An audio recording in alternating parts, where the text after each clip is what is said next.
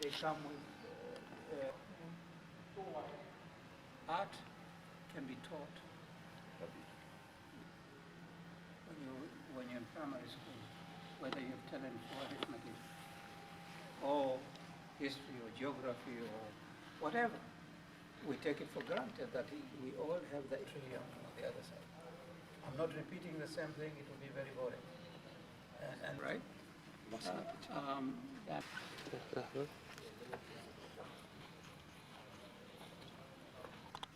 No, it won't be one. Rhymes come, I wandered lonely as a cloud that floats on high over vales and hills when all at once I saw a crowd, a host of golden daffodils. You see that rhyme? Yes. So now here, with training, because you can teach someone how to see the way you train somebody to lift, the muscles how to lift, We were born and we couldn't walk, and now we confidently take a stride. How old is it? How old is it? يعطيني ثانية وين تشوف؟ لحظة تفضل.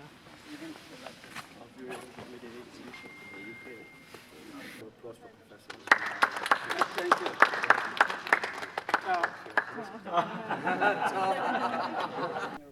I've always been fascinated by the beauty of Oman terrain, the beauty of its sceneries.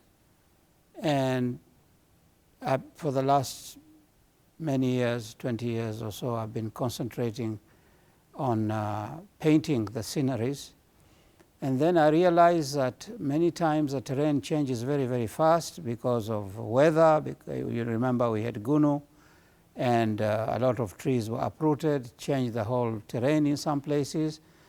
And so I decided to take photography as well, because in photography you can do more pictures in a shorter time than when you sit and paint. It could take you sometimes months. And so this is a record of Oman now, as in the last 20 years, 25 years that I have witnessed. And I'm doing this as a preservation for posterity, for future generations. When we go to other countries, say Britain or Holland or any other place, many people, the first thing they do is they look for museums which have records of how that country looked like centuries before. And I'm trying to establish that as far as Oman is concerned. And I decided to paint on a realistic style, not naturalistic, but realistic style, so that people can see, instead of looking at abstractions, you see very close to what nature is like. And I've done the same thing with photography.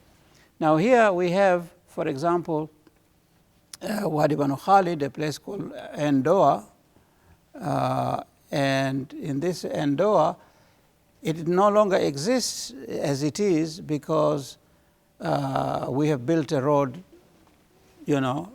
taking a big area from the water side here, from the wadi itself, and so this is a record before Gunu, and I've been there many times. In the beginning, I used to take my canvas and my paints, and I did sketches of it, in this small painting here, which ended up in this larger painting, and I have gone into more details as far as that is concerned. I have been teaching art for the last 54 years, and the subject that I teach the most is composition. Composition, how to compose a picture. So in each and every one of my paintings and photograph, you will see there's a balance of colors, of shapes, of forms, of textures that comes out of experience. And I'm teaching that because most people can do, provided they are shown the right way to draw and paint. And I get results very quickly because of a very scientific way of approaching the subject of drawing and painting.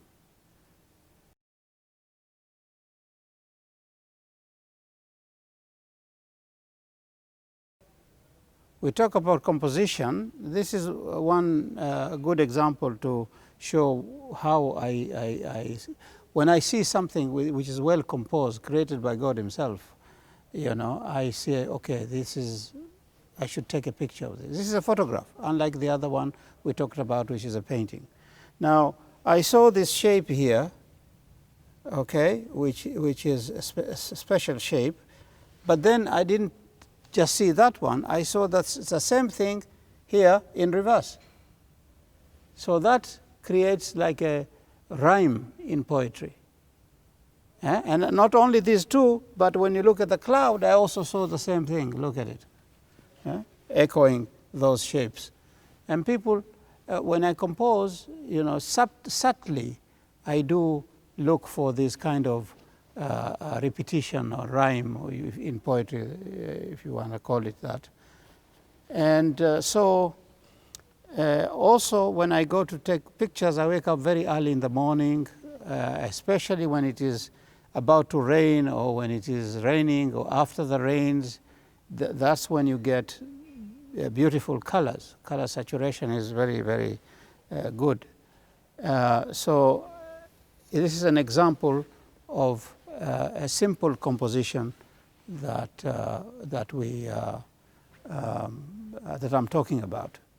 Yeah, here we see a painting of Marcel in Dhofar, and when I saw this scenery, I was so overwhelmed by the rhymes and the meter and the beat that is in it. It is first of all composed of many triangles, muthalathat. You can see it coming here, you can see it coming down, you see it here. And more importantly is that the picture itself, the scenery, forces you to look inside, not pushing you outside. So you are moving here and you're going up, and this animal-like thing is pushing you back, and you continue to be inside the painting. One of the mistakes that people make is that they don't the eye, if it goes out of the picture, then you want to see more.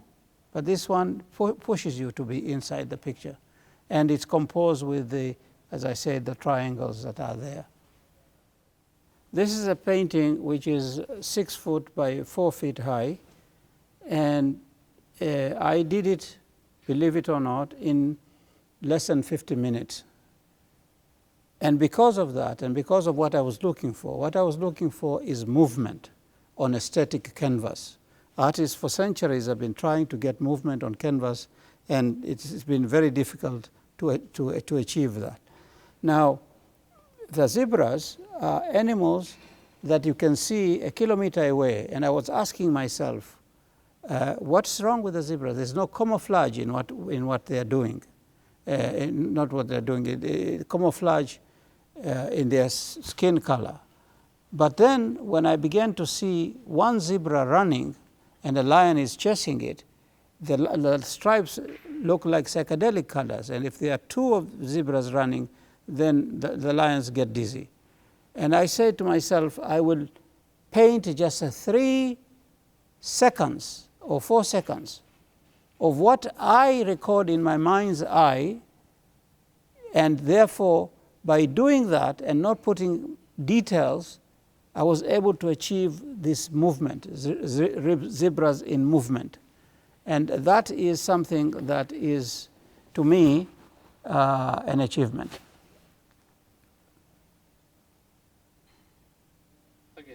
Here we have an unusual picture, in the sense that when you go to the south, you see camels and cows on the beach. In other parts of the world, these people are on the beach and animals are in the barn or something. And it was sunset, So I decided to do something that most photographers avoid, that is to face the sun and take a picture of the sun. So, but you know, it's so serene, you want to be there and just watch the place. You know, I feel quite at ease when I'm watching a scenery like this. It's so beautiful. And this represents Oman in a very unique way, you know. And so here it is. I find it so soothing to the soul. Good afternoon. I'm very privileged to talk about some of the works by Dr. Ibrahim Al-Bakri, professor at University of Sultan Qaboos. His works are of tremendous talent. Both photographs and paintings have been exhibited from his books, which form volume 1 and 2. Professor Ibrahim has nature of Oman as his central topic. Each painting depicts the beauty of Oman, the oasis of peace and nature. When I first looked into the paintings, I found the color combinations and the compositions have a keen philosophy. What made me look into them again and again were the colors of blue and browns. This particular painting has the sky covered with black thunderstorms, black clouds. When I looked at it, I marveled at how the professor has been able to capture the light between the clouds and a bit of reflection. What I find is that each poem is a response to this beautiful depiction of nature. I remember writing my first poem entitled Obsession for this particular painting. I'll just recite it. Like a single thought that fills the mind obsessively, so do the clouds fill the sky stubbornly. Powerful, powerful, powerful enough to obsess the artist. His work is an inspiration, and a poem is born every time I look at the painting. Oman is a land of natural wonder. The Hajar mountain range has emerged from the oceans. One of the repeated themes that I found in Professor Ibrahim Al-Bakri's works was reflections. Reflections of the mountains in the wadis were simply amazing. In this particular painting, I seem to focus for at least half an hour at the brown line that was running between the mountains and the reflection. Somehow, the serenity of the work and the hint of lavender makes the painting absolutely fascinating. I have written a poem in response, Lavender Memories. That brown line between truth and its reflection, like fainting memories mirrored, so still the lavenders in my heart. Frowns drown, a slight smile takes a while to travel. The miles between detachment and affection. I have always wondered how the artist bespeaks his philosophy through the profound thinking. Thinking in itself is a reflection that you have on truth. You detach yourself, and yet you have affection for your thoughts. Every painting to me is a living thought.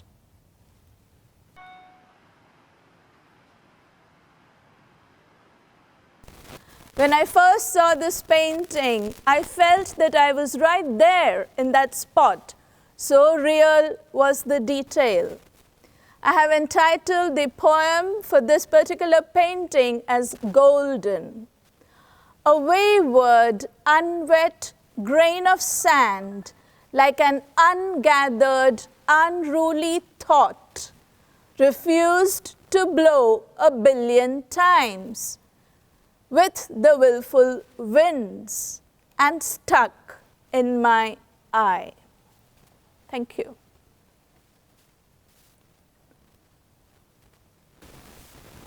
This is a huge oil canvas that is overwhelmingly beautiful.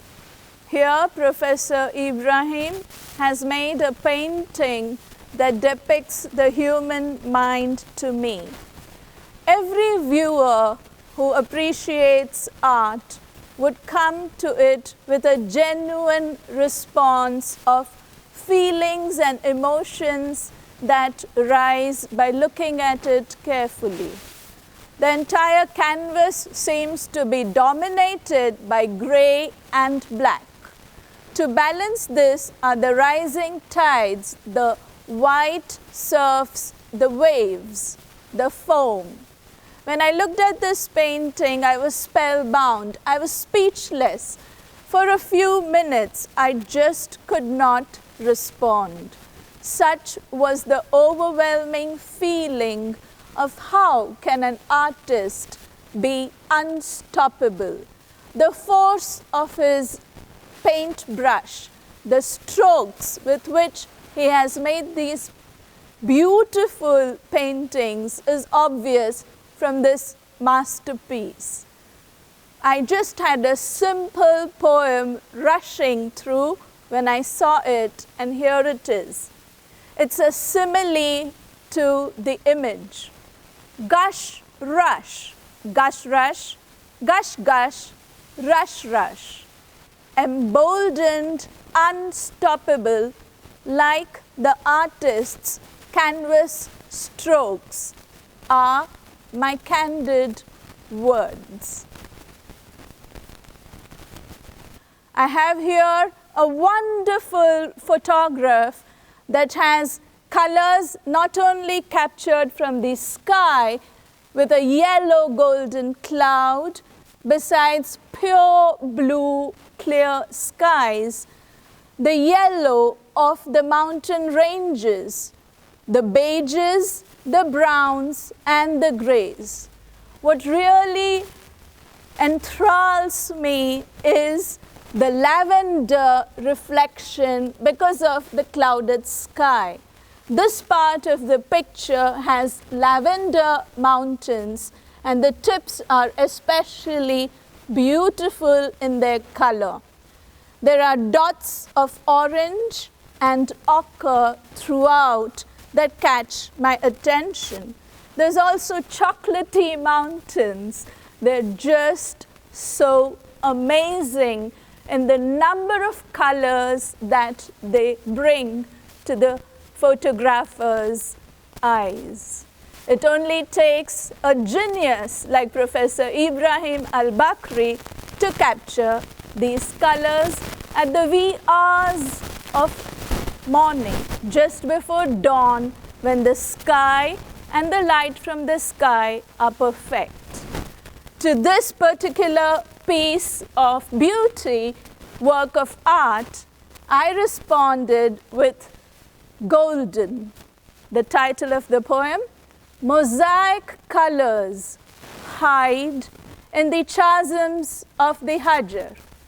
Behold, lavender laments, ochre moments, green dreams, and orange esteem. Truly, Oman is a place of great beauty, complemented by peace and wisdom by the monarch, and therefore I always put the poems across as the majestic mountains, the monarch mountains of Oman. So I could see that we are so blind to the beauty. Though I love the mountains, but I would have never got this. I would have passed them by and not got it. In this particular painting, when I saw the solid, strong mountain at the center, reflecting light, reflecting color of yellow, I felt at peace. Peace at the center, strong and bold. What I love about this composition is the blue of the sky is captured and beautifully balanced by the blue of the oceans. The beautiful beaches of Oman, which are spotlessly clean, and the waters that are gloriously blue, make Oman a destination for peace lovers. Everyone knows that life is full of struggles, and some places find a special place in our heart. They remain with us forever. If you were to travel through the beaches and the oceans of Oman, watch the mountains closely in the way they stand in solidarity, you would then say the same thing that I say as a resident in Oman. Second mother. In the throes of disbelief, in the thrust of thorns, thrived my tears unshed in my heart. With dream-abandoned eyes gone blank, staring at the mountains of Hajar, strength was born. Orphaned I was, if not replanted in the land of Oman. My motherland gave me birth, and Oman ensured I lived on. Oman is a place that pampers so many expats from different regions of the world. The friendly people gave me strength in my times of struggle. Personal conflicts and struggles evaporated when I simply stared at the mountains. Mountains to me signify strength. They remind me that I am strong enough to stand alone, like this royal mountain.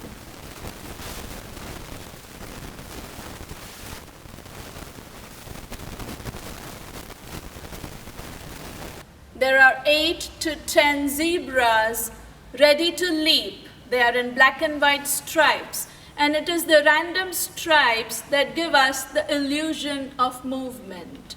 Professor Ibrahim has done here the most undoable thing, captured movement. Here's a poem, I call them the stripy strides. The moment pre-movement, the split of a second, feet lifted off ground, yet undecided where to go, direction unfathomed. Speck of uncertainty, speck of fear, speck of indecision, speck of lively frenzy. The stripe-adorned speck of life, from the painter's eyes to the canvas, zebraed in unstoppable strokes of black and white. A matter of stride, so much pride. I had a second part of the poem because this was truly impressive when I first look upon it. It is the moment when there is indecision in our hearts, when our step is about to begin, we know not where we move. It is this frenzy of humankind that brought forth the second poem, Stripy Strides 2. Trapped is the fate of humanity between black and white, do's and don'ts, haves, have-nots, and have-mores. Trapped in the moment, lost yet leaping, like the sturdy zebras, edging away jerkily to somewhere or nowhere, the fate of humanity. Far from the hustle and bustle of daily life, far away from the conflict, struggles, and tensions of daily life, on a weekend where you spend in Sharqiya, you find the sand, the dunes, the sky beckon you. They call you and say, come here, rest. Rest away from the noise of life and find calm and peace. Sharqiya is a place where you revisit time and again and feel like being there for longer and longer periods of time to see the change of color of the carpets of sand, the carpets of gold, ochre, yellow, orange, all lying with green little shrubs designing them. Sharqiya, it's worth it to let your broken self and your injured soul rest deeply in the deepest dunes of Sharqiya. It's worth a visit. I had another poem with the same painting because it so fascinated me. Especially the dunes are very fine, smooth, and velvety. I wrote, my wishes, like a billion granules blown together, lie next to next, their inner loneliness reflected. Indeed, our wishes are endless. Every granule of sand is like a wish that blows away from our heart, and we know not if it will ever be fulfilled. My wishes, like a billion granules of Sharqiya sands. Thank you.